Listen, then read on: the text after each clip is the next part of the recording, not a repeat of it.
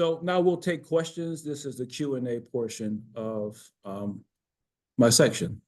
What you guys got for me? I have a question about external validity of your study.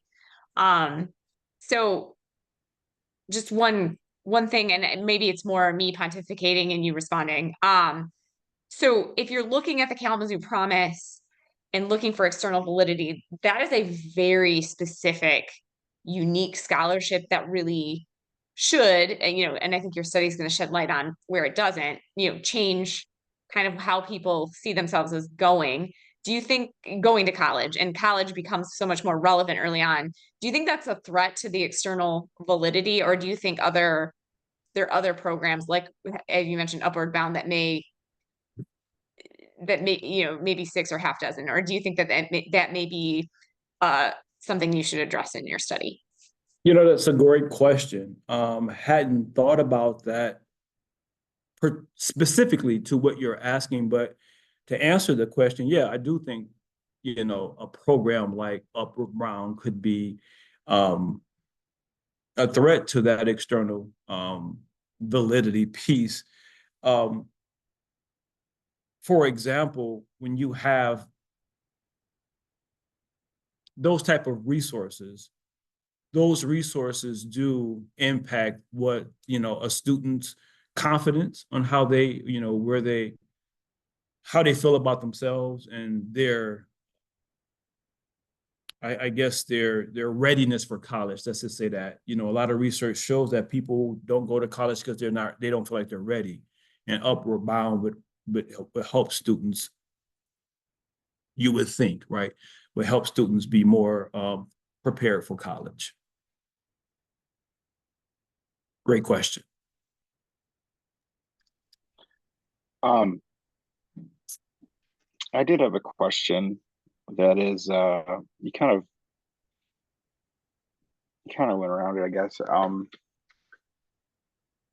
Were you doing any specific interviews or student surveys, or like how are you going to be working with the individual students, or is that even on your radar of something that's too small?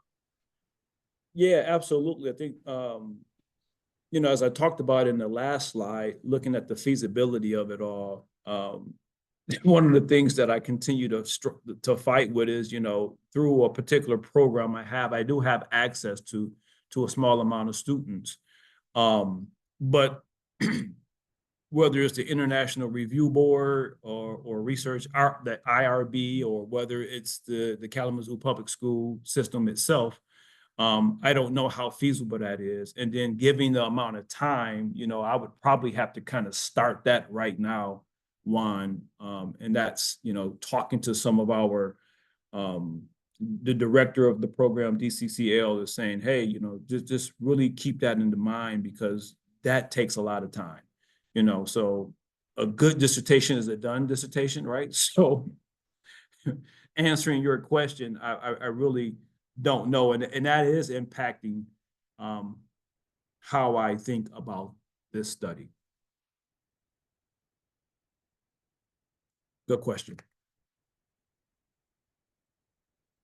I have time for one more. Or not. Go ahead. What were some of the, let's say, like, limitations you found that could arise within the study as you continue? Yeah, there's quite a few, actually. When I think about just the vast amount, besides my own bias, right? Just the vast, when you think of the multiplicity, is that a word? I know that was a movie, but anyways, the multifaceted aspect of social determinants of health.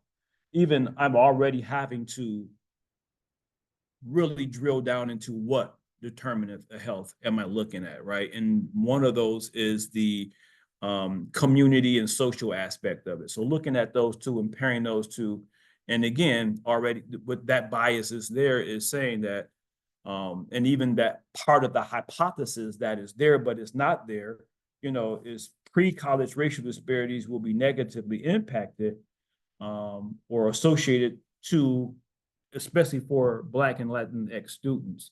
So that's one of the limitations that we're looking at. Time is a limitation, as I just already, talked about with Juan. And then just the type of data that I have access to. So those are the things that, when you ask me that question, as far as limitation is concerned, that's what I'm thinking about. So with those three questions, I'm going to say thank you. And thanks for, laboring through that with me, but that's the proposal. Thank you.